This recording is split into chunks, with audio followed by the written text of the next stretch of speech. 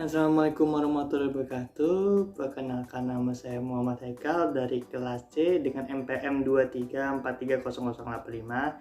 Hari ini saya akan mempresentasikan PPT saya dengan judul Protokol dalam Komunikasi Pemrosesan Data Terdistribusi. Pertama adalah protokol. Apa sih protokol? Protokol dalam komunikasi penyampaian data terdistribusi adalah aturan atau standar yang digunakan oleh berbagai entitas atau sistem terdistribusi untuk berkomunikasi, berbagi data, dan mengkoordinasikan tugas.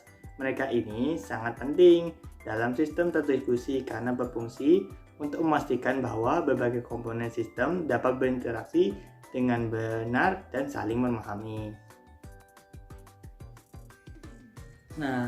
Selanjutnya adalah fungsi protokol. Apa fungsi protokol? Fungsi protokol secara umum, fungsi protokol adalah untuk menghubungkan sisi pengirim dan sisi penerima dalam berkomunikasi, serta dalam bertukar informasi agar dapat berjalan dengan baik dan benar. Sedangkan fungsi protokol secara detail dapat dijelaskan sebagai berikut.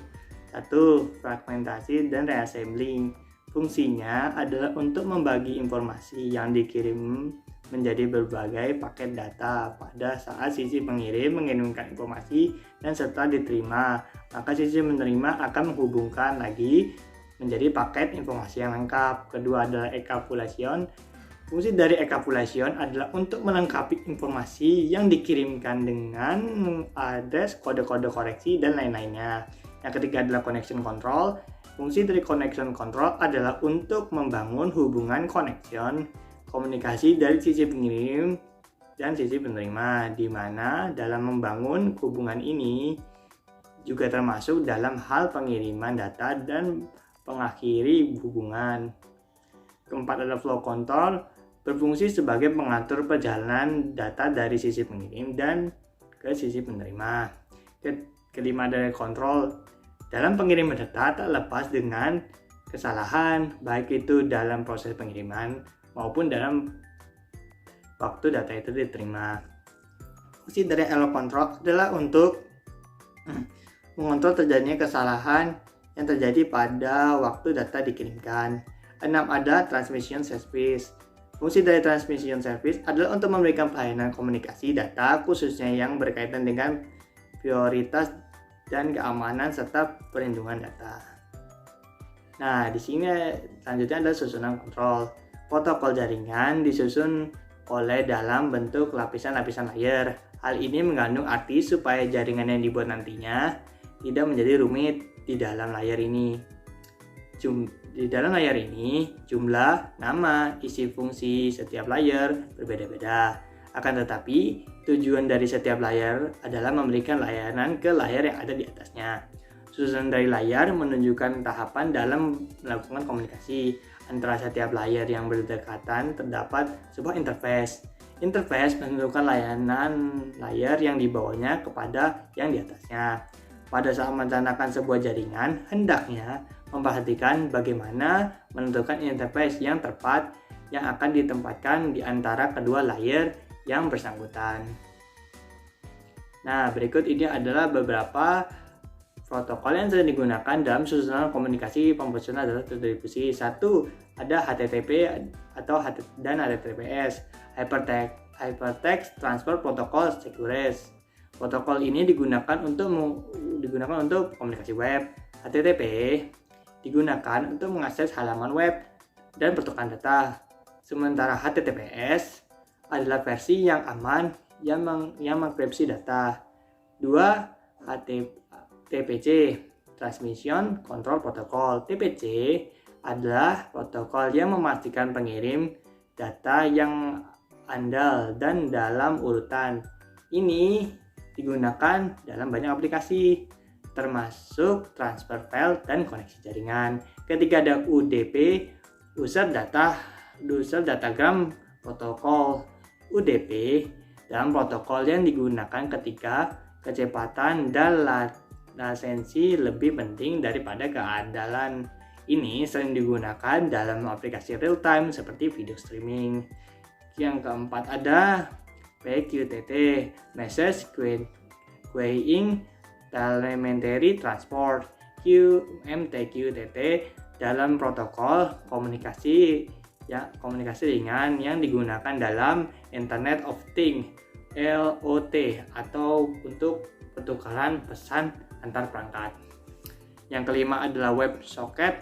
WebSocket adalah protokol yang memungkinkan komunikasi dua arah dalam aplikasi web secara real time.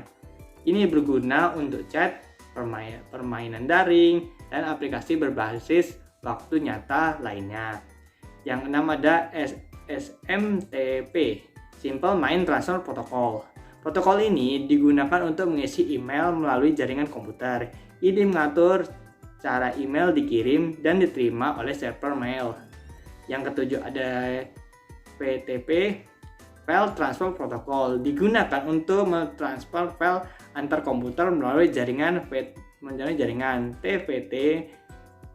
FTP mengatur cara akses dan transfer file.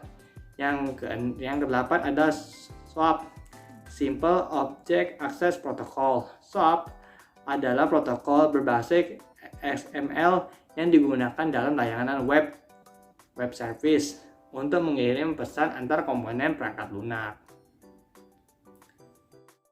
REST, Representational Status Transfer. REST adalah gaya arsitektur yang menggunakan protokol HTTP untuk berkomunikasi antar komponen dalam sistem terdistribusi, terutama dalam pengembangan web. Yang kesembilan ada RPC, protokol berbasis HTTP yang digunakan untuk menghubungkan dan berkomunikasi antara dua layanan mikro dalam arsitektur mikro layanan. Yang ke-10 ada IP, Internet Protocol. IP adalah protokol lapisan jaringan yang digunakan untuk mengirim data antara berbagai perangkat dalam jaringan internet. Ini dalam protokol dasar di mana semua komunikasi internet dibangun. Yang ke-11 ada RTP, Real Time Transport Protocol. RTP adalah protokol yang digunakan untuk mengirim dan menerima data real time seperti audio dan video streaming. Susunan protokol dalam komunikasi pemrosesan data distribusi akan bergantung pada arsitektur dan kebutuhan aplikasi tertentu. Penting untuk memilih dan mengkonfigurasi protokol sesuai untuk memastikan komunikasi yang efisien, andal, dan aman di seluruh sistem terdistribusi. Nah, kita sudah sampai di sini. Saya akhiri presentasi saya kali ini. Karena saya tidak sempurna, saya mohon maaf. Karena saya hanya manusia, kepada Allah saya mohon ampun. Saya akhiri. Wassalamualaikum warahmatullahi wabarakatuh.